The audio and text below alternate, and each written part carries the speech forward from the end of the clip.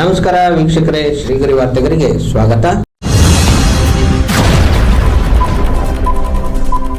ದಿನಾಂಕ ಆಗಸ್ಟ್ 13, 2026ರಂದು ಮೈಸೂರು ಜಿಲ್ಲಾ ಕನ್ನಡ ಚಳುವಳಿಗಾರರ ಸಂಘದ ವತಿಯಿಂದ ತಮಿಳುನಾಡು ರಾಜಕೀಯ ಪಕ್ಷಗಳ ಮುಖಂಡರುಗಳ ವ್ಯಂಗ್ಯ ಚಿತ್ರಗಳಿಗೆ ಪೊರಕೆಯಲ್ಲಿ ಹೊಡೆಯುವ ಚಳುವಳಿಯನ್ನು ಮೈಸೂರಿನ ಕಾವೇರಿ ನೀರಾವರಿ ಅಭಿವೃದ್ಧಿ ನಿಗಮದ ಕಾಡಾ ಕಚೇರಿ ಮುಂಭಾಗದಲ್ಲಿ ನಡೆಯಿತು. ಈ ಪ್ರತಿಭಟನೆಯಲ್ಲಿ ಅಧ್ಯಕ್ಷರಾದ BA ಶಿವಶಂಕರ್, ವೇಣುಗೋಪಾಲ್, ರಘುರಾಮ್ ವಾಜಪೇಯಿ, ಮಹೇಶ್ ಕುಮಾರ್, ತಾಯೂರ್ ಗಣೇಶ್ ಮೂರ್ತಿ, ಮಧುವನ ಚಂದ್ರು, ಕುಮಾರ್ ರೋಷನ್, ನಾರಾಯಣಗೌಡ, ಸುರೇಶ್ ಹಾಗೂ ಭಾಗವಹಿಸಿದ ವಿವಿಧ ಕನ್ನಡಪರ ಸಂಘಟನೆಗಳು ಭಾಗವಹಿಸಿದ್ದವು. ಕರ್ನಾಟಕ ವಿರೋಧ ತಮಿಳುನಾಡು ಸರ್ಕಾರಕ್ಕೆ, ಕಾವೇರಿ ನೀರು ನಿಯಂತ್ರಣ ಮಂಡಳಿಗೆ, ತಮಿಳುನಾಡು ಮುಖ್ಯಮಂತ್ರಿ ವಿಜಯನ್ಗೆ, ತಮಿಳುನಾಡು ಮುಖ್ಯಮಂತ್ರಿ ವಿಜಯನ್ಗೆ ಅಯ್ಯಯ್ಯೋ ಅಯ್ಯಯ್ಯೋ ಅಯ್ಯಯ್ಯೋ, ಬೇಕೇ ಬೇಕು, ಬೇಕೇ ಬೇಕು.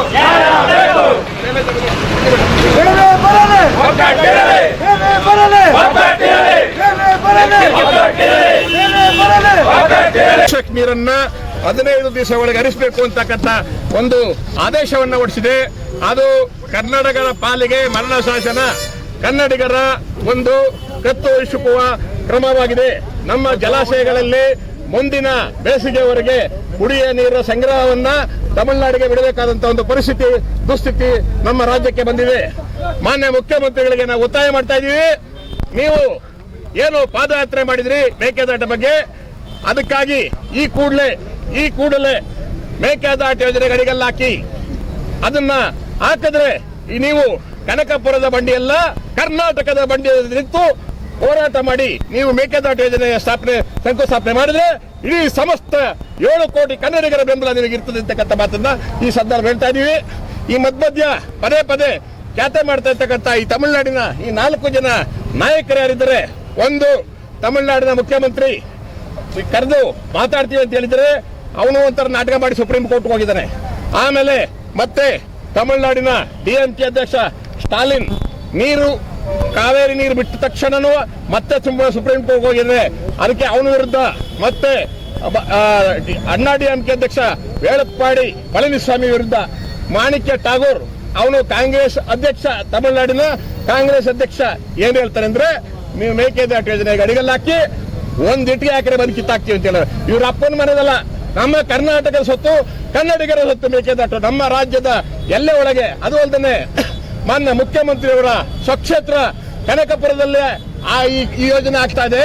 ಆದ್ರಿಂದ ಮಾನ್ಯ ಮುಖ್ಯಮಂತ್ರಿಗಳು ಅವರ ಒಂದು ಘನ ಅಧ್ಯಕ್ಷತೆಯಲ್ಲಿ ಇಡೀ ಕನ್ನಡಿಗರ ಆಶೀರ್ವಾದದಿಂದ ಮೇಕೆದಾಟು ಯೋಜನೆ ಜಾರಿ ತಂದು ಈ ಕಾವೇರಿ ನೀರಿನ ಸಮಸ್ಯೆಗೆ ಪರಿಹಾರವನ್ನ ದೊರಕಿಸಿಕೊಡ್ಬೇಕು.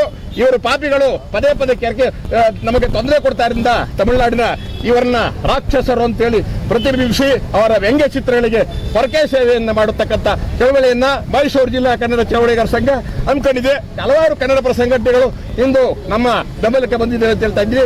BA ಶಿವಶಂಕರ್, ಕನ್ನಡ ಚಳವಳಿಗಾರ ಸದಸ್ಯರು, ಮೈಸೂರು.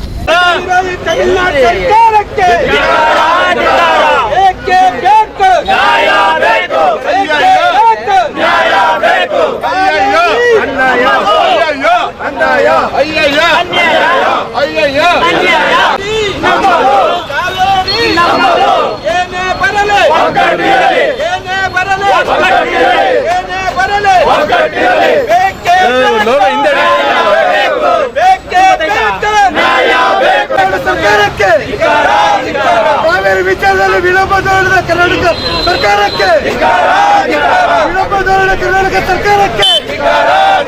ಮತ್ತೆ ಮುಂದಿನ ವಾರ್ತೆಗರಿಯಲ್ಲಿ ಭೇಟಿಯಾಗೋಣ.